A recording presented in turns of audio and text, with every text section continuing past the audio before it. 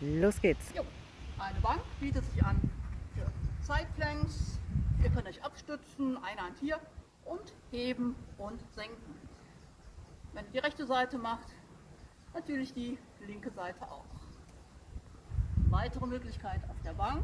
Ihr am besten ein bisschen hier rüber oder kommt es drauf.